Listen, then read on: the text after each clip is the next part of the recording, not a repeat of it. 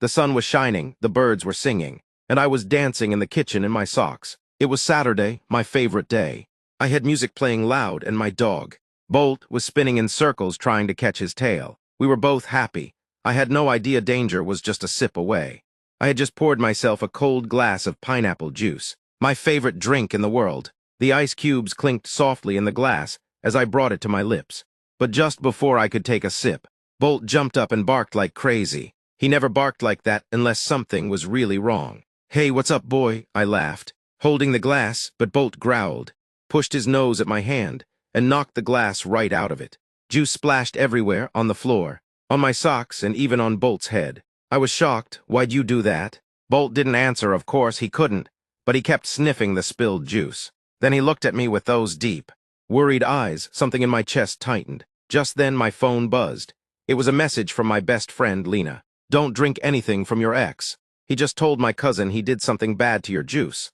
I'm on my way." My heart nearly stopped. I stared at the puddle of juice on the floor and at Bolt, who was now pacing in circles, still barking like he was warning me. I sat down, shaking, realizing I had almost been poisoned by someone I once trusted with my heart. That's when I knew.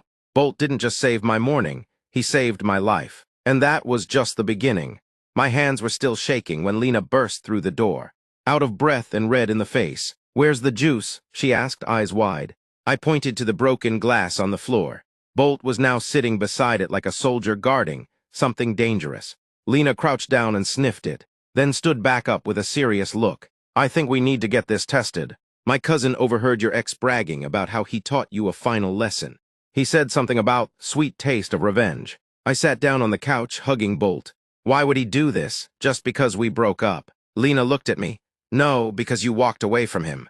Some people can't handle losing control." I remembered all the times he had gotten angry over silly things, how he hated it when I laughed too loud, or when I spent time with Lena instead of him. I thought breaking up had ended all that. I had no idea he was still watching me, planning something so evil. We scooped the juice into a plastic bag and rushed to Lena's uncle, who worked in a small lab behind his pharmacy. He was surprised but didn't ask too many questions. An hour later, he called us into the back room with a worried face. "It's poisoned," he said quietly.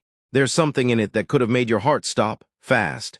My legs went weak. I sat down again, this time not out of fear but out of something heavier, betrayal. Bolt climbed onto my lap and licked my face like he was saying, "I told you." Lena put her arm around me.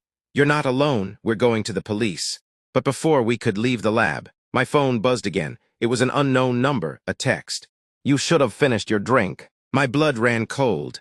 Bolt growled, the door behind us creaked. Someone was watching us. The lab suddenly felt too small, like the walls were closing in. I clutched my phone tighter, my heart pounding like a drum in my ears. Lena's uncle locked the back door and peeked out the front. "No one should know you're here," he whispered. But someone did. Bolt was pacing now, ears up, tail stiff. Growling low, he could sense something. He always could. Lena grabbed my hand. "We need to leave now." We took the back exit through the alley behind the pharmacy. Bolt led the way, sniffing the air like a detective. Every little noise made me jump. A creaky bin, a fluttering paper, a cat hissing from the shadows. Then we saw it. A black car parked just across the street, engine running. Lena froze, that's his car. I felt sick, my ex was here, watching, waiting. Suddenly, the driver's door opened. A tall man stepped out in a hoodie and sunglasses. Even from a distance, I knew it was him. He looked straight at me and smiled like he'd already won. But then something happened. Bolt let out the loudest bark I'd ever heard and charged. He didn't wait, he ran right toward the man, teeth bared, growling like a wild beast protecting his pack. The man stumbled back, clearly not expecting that. He dropped something, maybe a phone or a bottle, and ran to the other side of the car. Bolt chased him until the man jumped in and sped off, tires screeching. My knees gave out and I dropped to the pavement. Tears rolled down my cheeks as I hugged Bolt tight when he returned, panting but proud. "He's not going to stop," Lena whispered. "Helping me up, we need help. Real help, the police, a lawyer, everything. But you have something he doesn't." I looked at her, confused. She smiled softly and pointed to Bolt. "A hero who doesn't need a cape." But as we walked home with Bolt beside us, I knew deep in my heart, this was only the beginning. That night I couldn't sleep. Every time I closed my eyes, I saw that car, that grin, that text. But then I'd feel Bolt curled up at my feet, and I'd remember I wasn't alone.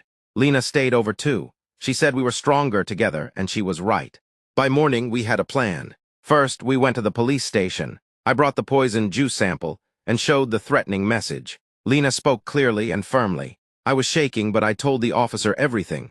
The breakup, the gift basket he'd left outside my door, the juice and Bolt. The officer nodded slowly.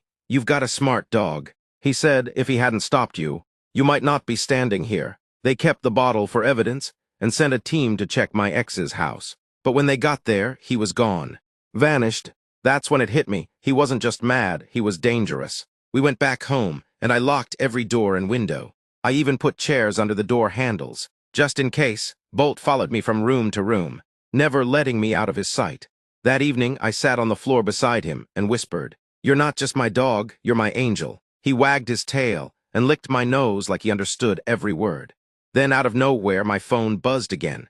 This time it was a video. I clicked on it and gasped. It was me sitting on the couch. From outside my window, someone had filmed me. A message followed, "You can run, but you'll never be safe without me." I dropped the phone, my heart froze. He was watching me, right now, somewhere close. Bolt leapt to the window and barked wildly. Lena grabbed the curtains and shut them tight. And that's when I realized something. He wanted me to feel scared, but I wasn't alone, and I wasn't giving up. This time we'd fight back. The room was dark, except for the soft glow of my lamp. I sat quietly on the floor, my back against the wall, while Bolt rested his head on my lap. I could feel his breath slow, steady, but his ears twitched at every sound. Lena sat across from me, holding my phone tightly. "He's playing games," she whispered, "but he doesn't know we're about to beat him at his own." That's when she shared her idea. "We'll trap him." I looked at her, eyes wide. "How?" "We know he's watching, so let him watch. But this time we'll be ready." We started the plan that same night. Lena used her tablet to message a friend who worked with security cameras. By the next morning, small hidden cameras were placed around the house, on my front porch. In the garden, near the window he had filmed me through. Then came the acting. We pretended everything was normal. I opened the curtains. I sat in the same place on the couch. I even held another glass of pineapple juice. Only this time, it was just water with food coloring. Bolt hated it. He growled low, watching me like he didn't trust this part of the plan. But I knelt down and whispered, "It's okay, boy. We're just pretending this time." That night, the cameras caught something. A shadow moving across my backyard. Then a figure, hooded, creeping toward the side of the house. He was back, but so were we. We had already shared our plan with the police. Officers were waiting nearby, hidden just out of sight.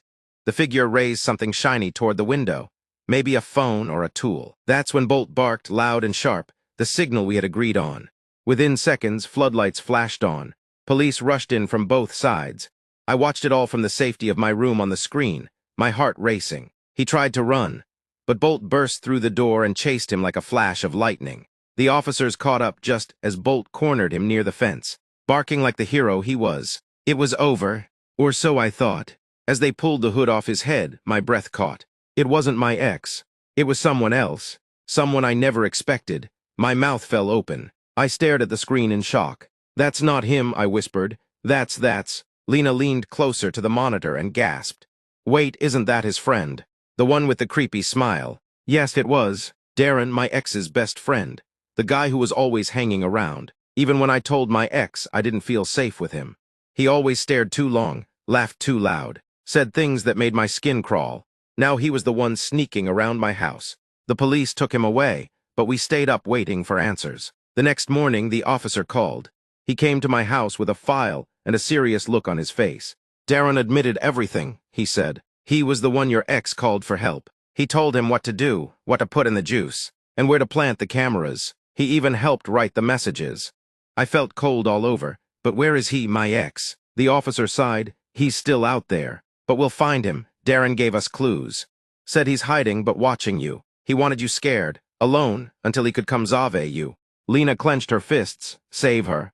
"He poisoned her," Bolt barked once, sharp and angry like he agreed. That evening, I sat with Bolt in the garden.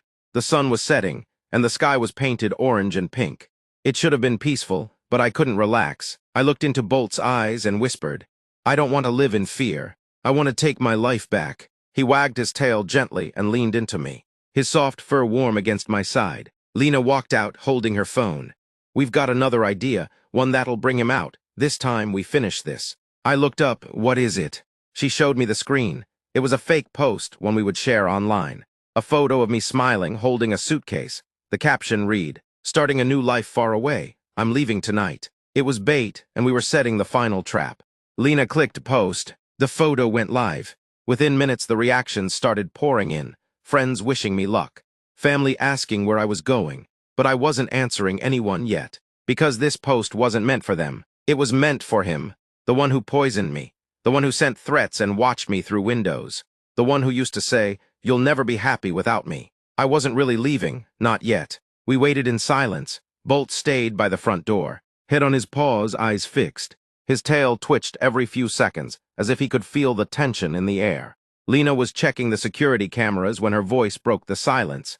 He saw it. She turned her screen toward me. A private message had come in. "You're not going anywhere without saying goodbye." My heart skipped, then it pounded. Another message followed. "If you try to run, I'll make sure you never smile again. Then, see you soon, sunshine." I couldn't breathe for a second. But then I looked down at Bolt, who had lifted his head. He wasn't afraid, he was ready, and so was I. We called the officer. He took the bait. Lena told him, "He's coming." The house was already wired, cameras, motion sensors, and plainclothes officers hidden across the street. I was to stay inside, lights low. Phone in hand, we waited. Hours passed. Then Bolt stood, his ears perked.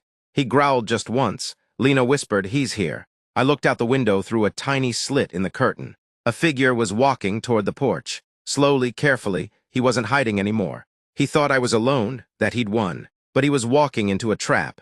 My phone buzzed. One last message lit the screen, still like pineapple juice. And then crash, the back window shattered. Bolt leaped to his feet. The final moment had come. Glass rained onto the kitchen tiles.